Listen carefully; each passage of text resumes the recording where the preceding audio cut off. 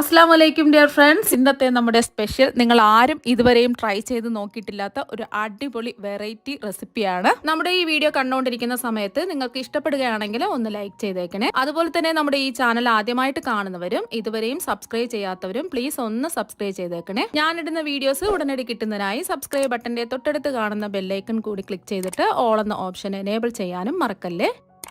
അപ്പോൾ ആദ്യം തന്നെ ഇതിനായിട്ട് ഞാനിവിടെ നല്ല പഴുത്തിട്ടുള്ള നേന്ത്രപ്പഴമാണ് എടുത്തിട്ടുള്ളത്. നമുക്ക് വേണ്ടത് 6 നേന്ത്രപ്പഴമാണ്. മീഡിയം സൈസ് നേന്ത്രപ്പഴമാണ് എടുത്തിട്ടുള്ളത്. കുറച്ച് വലുപ്പമുള്ള നേന്ത്രപ്പഴമാണെന്നുണ്ടെങ്കിൽ കുറച്ച് എടുത്താൽ മതിയാകും. ഇനി ഈ നേന്ത്രപ്പഴത്തിന്റെ തൊലിയെല്ലാം ഒന്ന് മാറ്റിയതിനു ശേഷം റൗണ്ടായിട്ട് ഒന്ന് കട്ട് ചെയ്തെടുക്കാം. അപ്പോൾ നേന്ത്രപ്പഴം എല്ലാം എന്താ കട്ട് ചെയ്തെടുത്തിട്ടുണ്ട്. ഈ ഒരു രീതിക്ക് വേണം കട്ട് ചെയ്തെടുക്കാൻ. തീരെ കനം കുറച്ച് കട്ട് ചെയ്യരുത്. ഈ ഒരു കനത്തിൽ കട്ട് ചെയ്തെടുക്കാം. ഇനി ഇതുപോലത്തെ കുറച്ച് സ്റ്റിക്ക് ഞാൻ എടുത്തിട്ടുണ്ട്. ഇതുപോലത്തെ സ്റ്റിക്ക് ഇല്ലാന്നുണ്ടെങ്കിൽ ഈർക്കിൽ എടുത്താലും മതി. ഇനി നമ്മൾ റൗണ്ടായിട്ട് കട്ട് ചെയ്തെടുത്ത ഒരു പഴം എടുക്കുക. ഈ നേന്ത്രപ്പഴത്തിന്റെ നടുഭാഗത്തായിട്ട് ഇങ്ങനെ ഒന്ന് കുത്തി കൊടുക്കുക.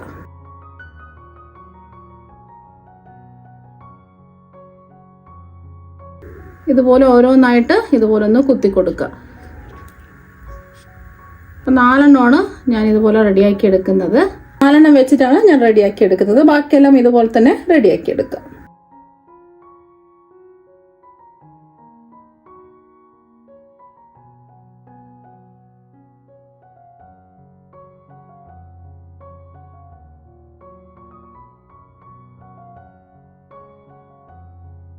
പഴമെല്ലാം ഈ ഒരു രീതിക്ക് റെഡിയാക്കി എടുത്തിട്ടുണ്ട്.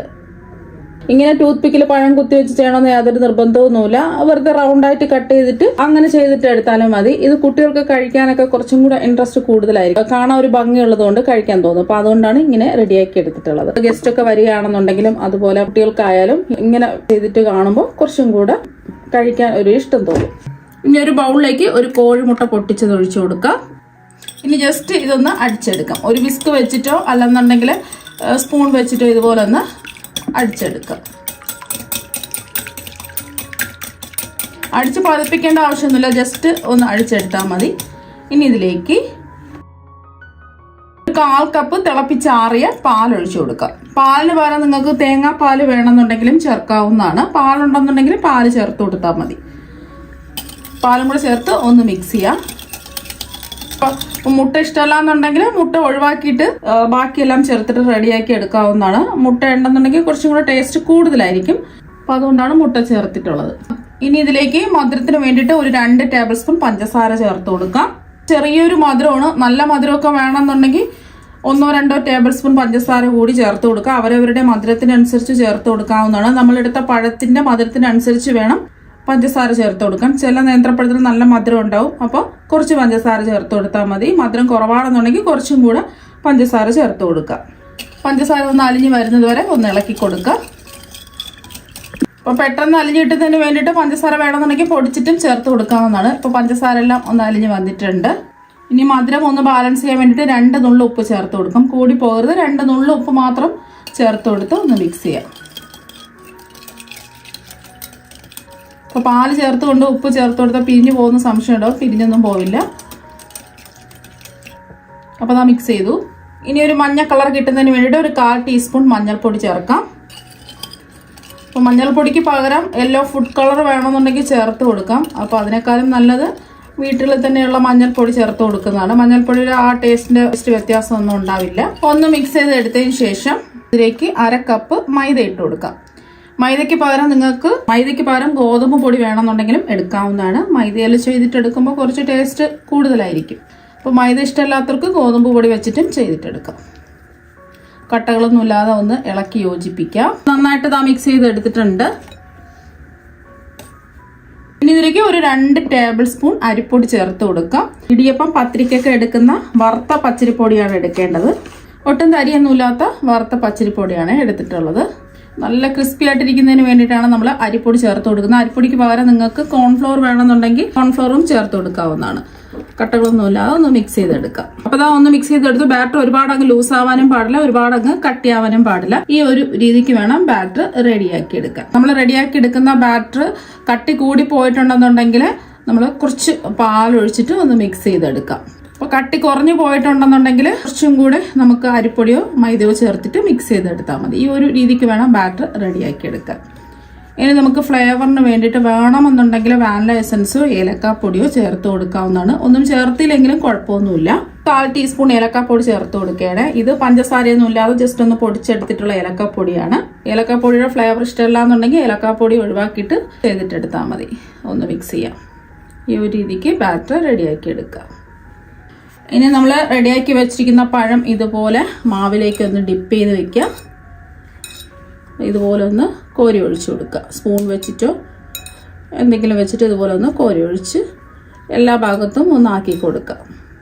ഒരുപാട് മാവ് ലൂസായി പോയാൽ ഇങ്ങനെ റെഡിയാക്കി എടുക്കാൻ പറ്റില്ല. ഈ ഒരു രീതിക്ക് ചെയ്തിട്ടെടുക്കുക. എക്സ്ട്രാ മാവ് ഇതുപോലെ തട്ടിക്കുടഞ്ഞിട്ട് വേണം എടുക്കാൻ. ഇനി നമ്മൾ മാവിൽ ഡിപ്പ് ചെയ്തെടുത്ത പഴം നമുക്ക് ബ്രെഡ് ക്രംസിലിട്ട് ഒന്ന് കോട്ട് ചെയ്തെടുക്കാം. തിരിച്ചും മറിച്ചും ഇട്ട് എല്ലാ വശങ്ങളിലും ഇതുപോലെ ഒന്ന് കോട്ട് ചെയ്തെടുക്കാം.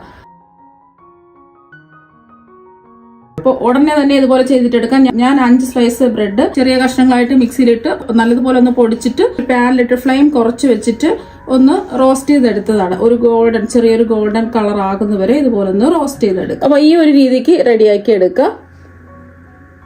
ഇപ്പോൾ ബ്രെഡ് ക്രംസ് നിങ്ങൾക്ക് കടയിൽ നിന്ന് വാങ്ങാൻ കിട്ടും. അത് കിട്ടുകയാണെന്നുണ്ടെങ്കിൽ അങ്ങനെ ചെയ്തിട്ടെടുക്കുക. അല്ലാന്നുണ്ടെങ്കിൽ ബ്രെഡ് ഇതുപോലെ റോസ്റ്റ് ചെയ്ത് എടുത്താലും മതി. എല്ലാ പഴവും ബ്രെഡ് ക്രംസിലിട്ട് കോട്ട് ചെയ്ത് എടുത്തിട്ടുണ്ട്. അപ്പോൾ ഇങ്ങനെ ബ്രെഡ് ക്രംസിൽ കോട്ട് ചെയ്തെടുക്കണമെന്ന് നിർബന്ധമൊന്നുമില്ല. വെറുതെ വേണമെന്നുണ്ടെങ്കിലും നമുക്ക് ഫ്രൈ ചെയ്തെടുക്കാവുന്നതാണ്.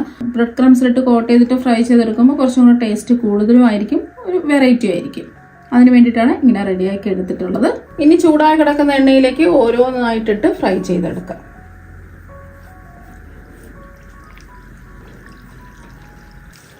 ഇതുപോലെ മുങ്ങിക്കിടക്കത്തക്ക രീതിയിൽ വേണം എണ്ണ ഒഴിക്കാൻ.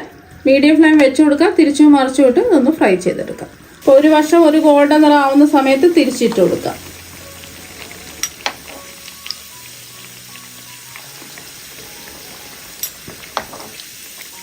ഈ വശവും ഒരു ഗോൾഡൻ നിറം ആവട്ടെ. ഫ്ലെയിം കുറച്ച് വെച്ച് കൊടുക്കുക.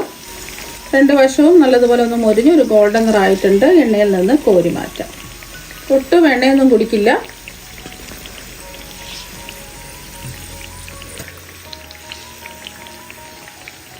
അപ്പോൾ ഇതുപോലെ തന്നെ നമുക്ക് ബാക്കിയെല്ലാം ഫ്രൈ ചെയ്തെടുക്കാം.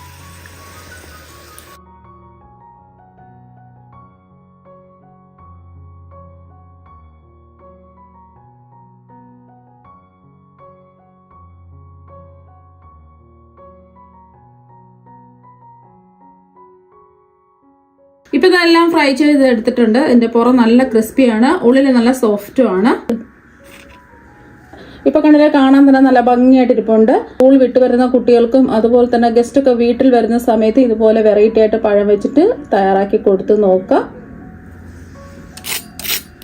അപ്പൊ ഇതുപോലെ ഒരു പ്രാവശ്യം ഒന്ന് പഴം വെച്ചിട്ട് ഒന്ന് ട്രൈ ചെയ്ത് നോക്കാം. തീർച്ചയായും എല്ലാവർക്കും ഒരുപാട് ഇഷ്ടമാകും. അപ്പൊ നമുക്ക് മറ്റൊരു വെറൈറ്റി വീഡിയോ ആയിട്ട് വീണ്ടും കാണാം. താങ്ക്